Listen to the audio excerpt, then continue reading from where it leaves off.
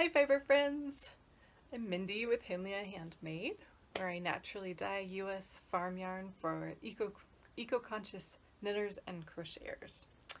I was watching a knitting vlogger on YouTube the other day. It was a recommendation from YouTube. Sometimes those recommendations work out really well. Her name is Jessica McDonald, and her podcast is called Jessica Knits. I was watching episode 15, excuse me, episode 15. It was called My Annual Sweater Audit, and I'll link that in the comments bar or the description bar below for you. Anyway, she documented her process of going through her sweaters, her hand knit sweaters annually, and assessing them for some wear and tear, but also just kind of assessing what she's worn, what she hasn't worn much, and where she needs to fill in the gaps, and then her plans to fill those gaps over the winter and fall. So it occurred to me, it was an interesting episode, so if it sounds interesting to you at all, I'd encourage you to give it a little watch. It's not, I don't know, I think it's maybe like a half hour or something, so it's not too long. But anyway, while I was watching it, it occurred to me that Jessica made an entire episode about my business's slogan, which is create mindfully.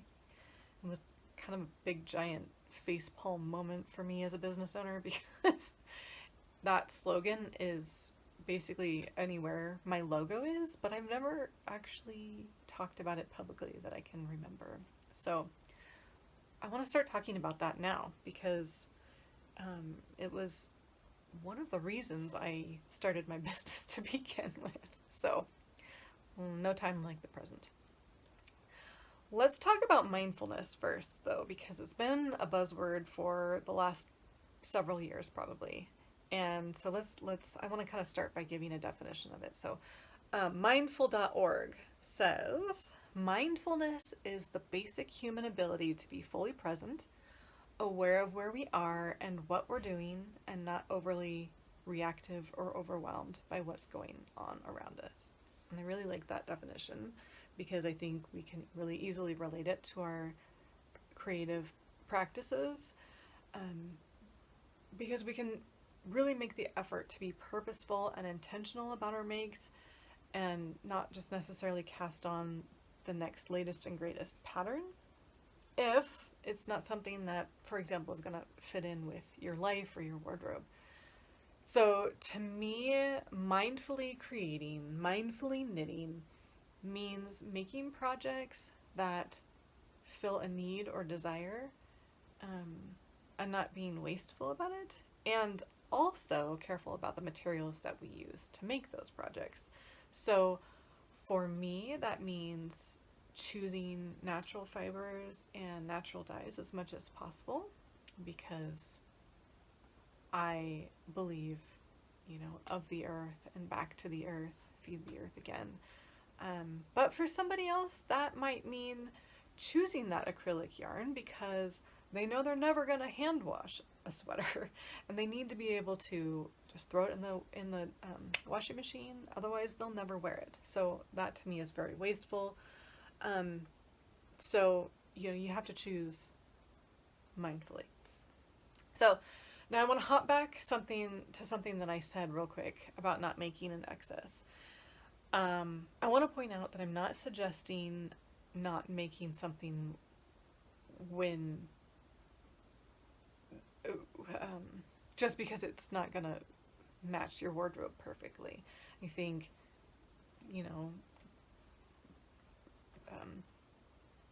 stretching yourself and trying new things is a fantastic practice, and sometimes those makes are the ones that we end up wearing more than we thought that we ever would, and maybe even something that we love, just absolutely love. So I'm not saying to not cast on just for the pure joy of casting on, because I'm a huge proponent of knitting as therapy.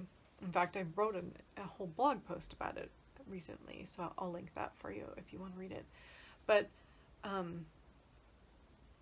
mindfully creating, there's we don't just knit for us. We don't just make for us. We can make for other people too. And um, there's many ways to share our need to cast on popular projects or whatever catches your eye. You can make them for family, friends, charity, and I also think there's something really valuable about casting on just to be creating. So my point of this is not to just, not to say don't cast on unless you have a real firm plan for it, for its use, but to maybe just stop and think about projects and just think through it maybe just a little bit more. So I also don't want this to feel like a lecture or to try to make you feel guilty about those projects that do sit around, because I have them too, and I'm convinced that every knitter has a handful probably of projects that sit at the bottom of a drawer somewhere.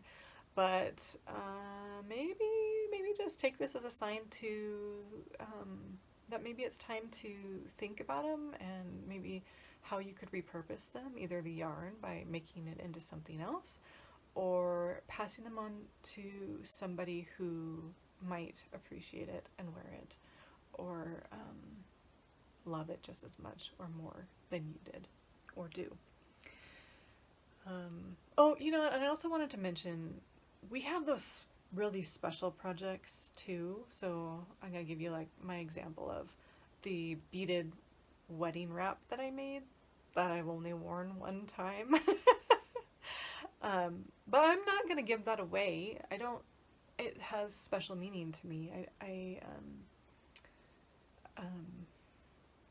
I'm trying to think of a way that I could maybe make that into some form of home decor, do something with it, maybe put it in a shadow box or I don't know, something, but some way that I could see it more often and be able to appreciate it and love it more. So I think there's always something that we can do rather than just having things, precious things shoved in the back of a closet somewhere.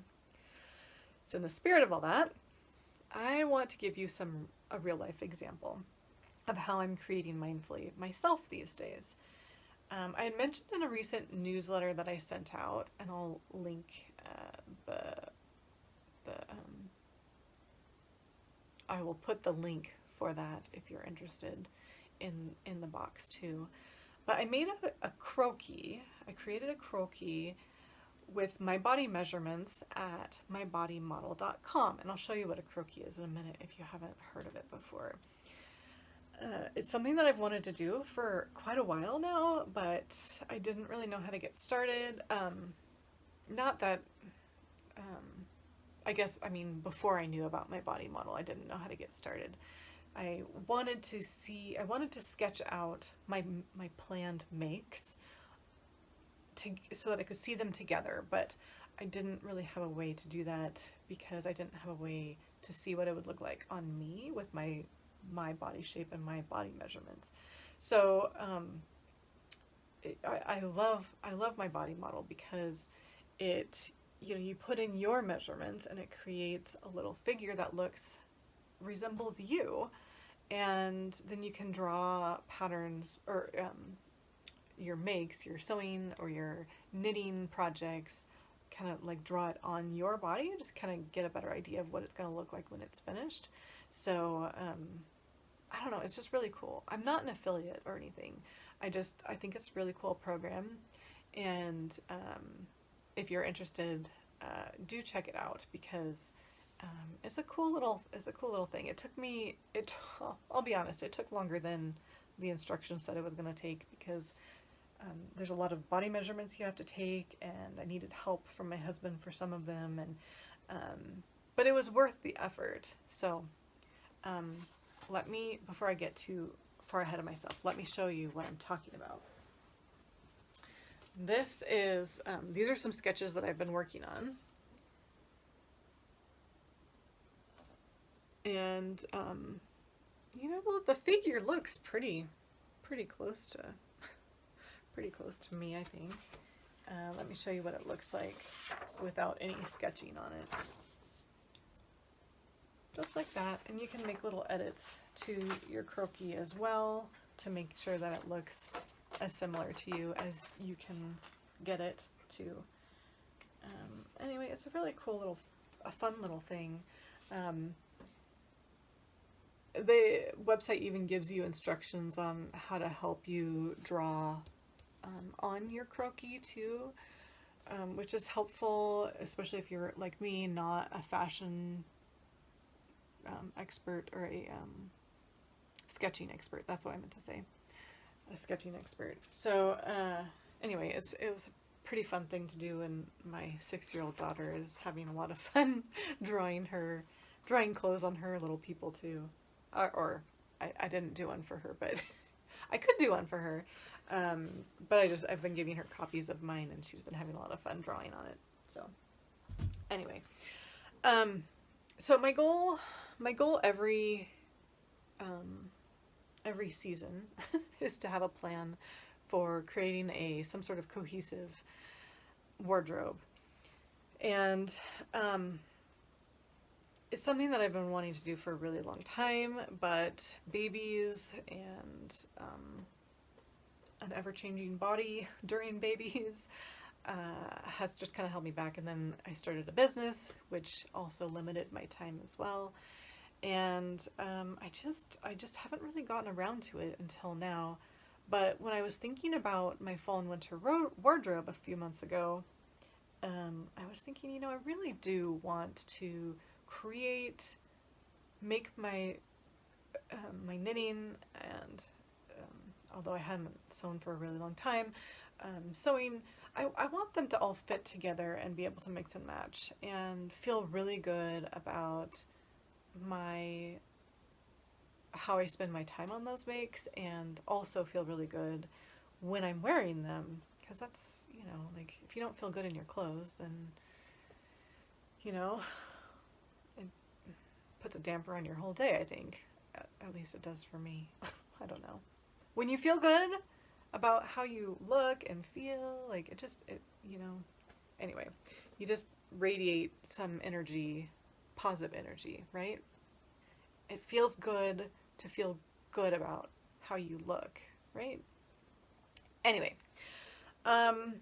so something pushed me to sew a new dress this summer, and that I showed you this in my last vlog.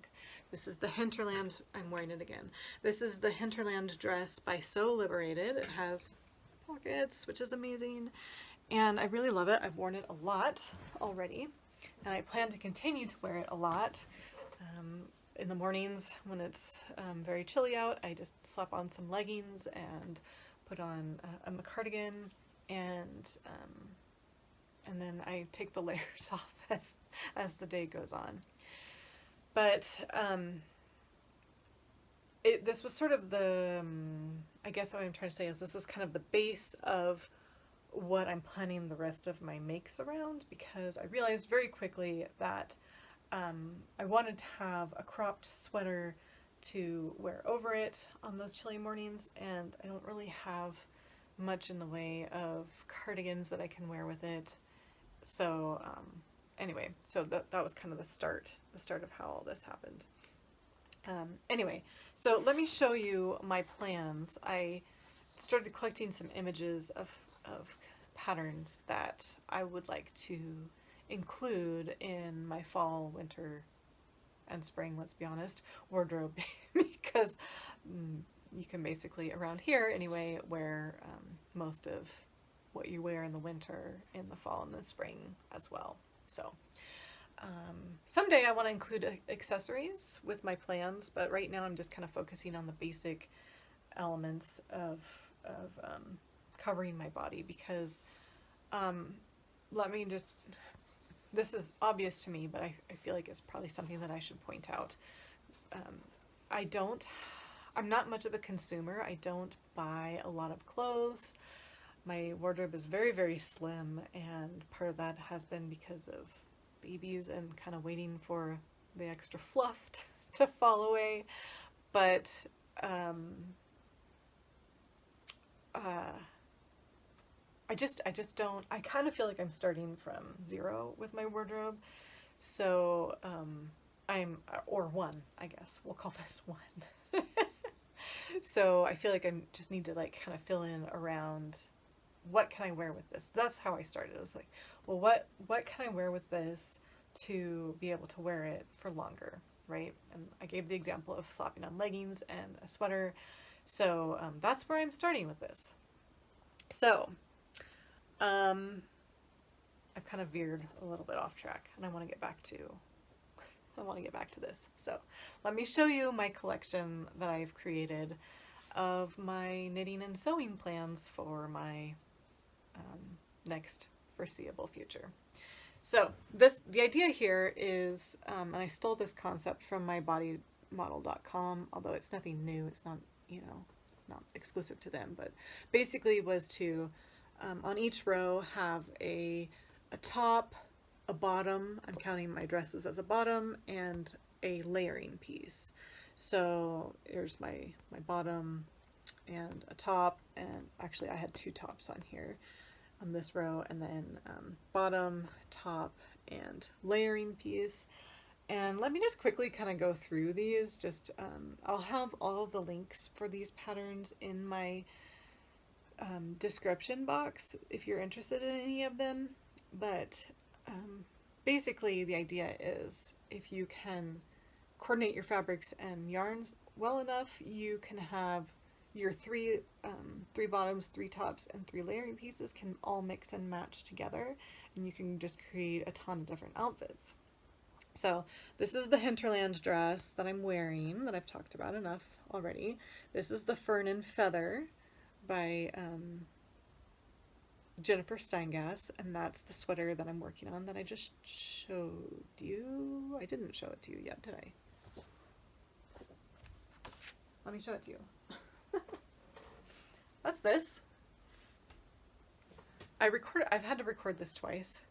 so I forgot what I hadn't shown you yet. So this is going to be a cropped sweater so that I can wear it with my dress here and some higher waisted pants that I have. It's a worsted weight sweater, so it's coming together very quickly. And it's on my broken top base. The multicolored is Oh What a Night, and the cream color is undyed, called Clouds. And you can find all those in my shop. I'll link those for you in the comments too. Anyway, I really like how it's turning out. It's gonna be so cozy. Color work always gives that extra layer of coziness and thickness and warmth. Yeah, I'm really liking it. I just started the very first row of ribbing, and yeah, I'm very happy with how this is turning out. So I think I'll wear it a lot. Get a lot of wear out of it. So instead of choosing a layering piece, because over a worsted weight sweater, I probably won't wear another like a cardigan or anything. I'll probably just, if it's cold enough, I'd just be wearing my jacket. So I chose another cropped sweater, but a lighter weight version. This is Andrea Mowry's Velour. I think I'm saying that right.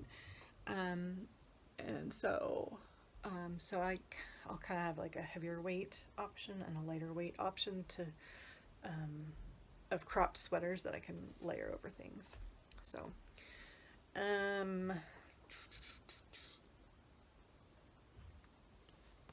have my notes here so that I don't forget the names of any of these patterns.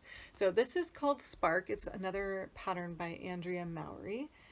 And I chose this one because, well, for a few reasons. It's a worsted weight cardigan, which I really wanted to have in my wardrobe.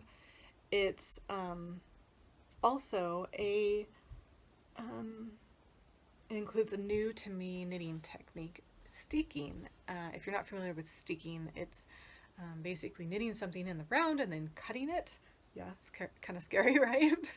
You reinforce the edges before you do the cutting, but this is how this sweater is made. You knit it in the round, you reinforce the edges, you snip up the center, and then you knit the front band and collar. So it'll be a fun knitting skill to master. It's something that I've been wanting to do for a long time. So anyway, hopefully all that goes well. Hi, bud. Hi. After you're done with your mirror, with the thing you're doing, Yes, honey. can you print me something? Sure. Print me a tray a lot more with a tray a lot more. I'll try, honey. All right. Can you go ahead and go back out and close the door for me, please? Okay. All right. I'll be done in a few minutes, okay?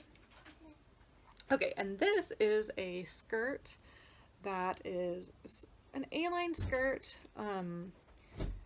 but it with a little something extra. So it has this little flouncy edge on it, which I think is really fun. It's called Viviantine. I'm not sure how to pronounce it correctly. It's by Itch to Stitch. Vientiane, maybe. Vientiane. And I'll link it, of course. But yeah, I think it's really cute. I, in the past, have really liked the way A-line shapes and skirts look on me, so I'm excited to give that a try. And I'll probably make it in linen because I'm having a love affair with linen right now. But this is the Ada top by So Liberated, the same designer as the Hinterland dress. And I'll probably make this in linen too, actually. But I think this is so cute because I love V-necks. It has a V-neck, and then it has this cute little gathering, just tiny little gathering on just kind of like above the armpit. I think it's really cute, and I can see very easily how I could wear like these three pieces together. I can just see that being such a cute outfit. So skipping on down here is another top by So Liberated, and I forgot to write down what it was called, the name of it, but I love it because it looks really loose and flowy. It has this fun little notched collar, and it just looks very comfortable, and I'm all about comfortable clothes right now. I'm not one to wear blouses or like a chambray shirt because I don't like feeling restricted at all. And those shirts, I feel like if you want to have them like look really nice from the front, I have to size down, and then it's just too tight around my shoulders. So this one looks loose enough to meet all of my requirements. So I'm excited about it. This is the last knitting project I'm going to show you. This is the Felix cardigan by Amy Christoffers. I think it's a couple years old now, but it looks like it's going to be another like real workhorse kind of piece. It's a cropped cardigan that will look great over dresses and skirts and pants. I mean, I think I'll just be able to wear this over everything. It's worsted weight, so it should knit up pretty quickly. I think the color, the purpley color she has here is really beautiful. I'll probably end up making it in blue because that will fit my wardrobe really well, but that's really pretty. And then this last design I want to show you is a dress that I have I've had the pattern in my collection for a really, really long time. The designer had a breastfeeding hack for it. That tells you how long that I've had this pattern for. And the other thing I really love about it is that it has like an elasticized back, or it's like sheared actually is what it is. And so in the back you still have the stretchiness, but then the front still looks more form-fitting. So I'm really looking forward to trying that because it's basically the same shape as this. It's just it'll look a little more maybe flattering or something. But it'll still be comfortable and it won't restrict my arm movement, which we now know is a requirement for Mindy's wardrobe. So anyway, I think that's really cute. So, you know, my next step is to choose my yarns and fabrics, and if I do it really well, I should be able to mix and match these items for a whole fun little mini capsule collection. So I'm excited to finally breathe some new life into my wardrobe. It's been needed, definitely needed. So now I have no in all reality, these 9 things, well, I've made one and I'm a good way into the second one. In all reality, am I going to be able to make all these things? Probably not. I mean, not for a while anyway. But it sure is fun to see it all laid out like that. And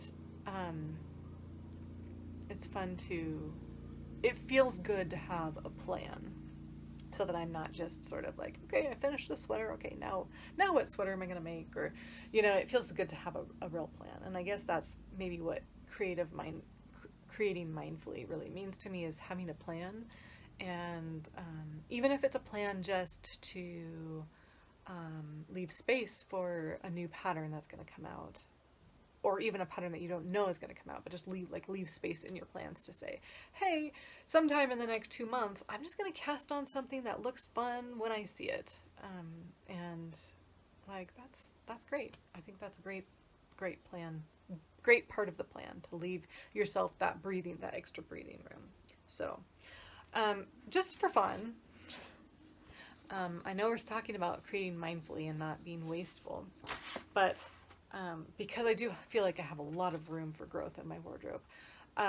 When I was trying to narrow down my 9 makes, I came up with 18. So I thought I'd just show you these other 9 patterns that I eventually would like to make as well. These pants have been on my to make list for a couple of years now.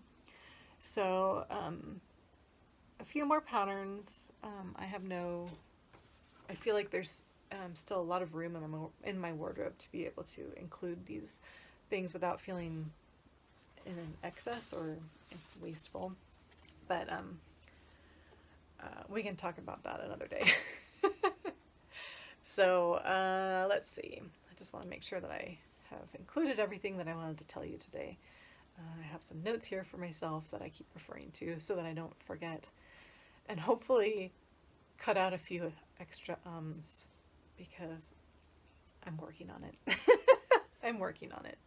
So, okay, it looks like that's everything that I had to share with you today, and I hope you enjoyed peeking behind my wardrobe planning process.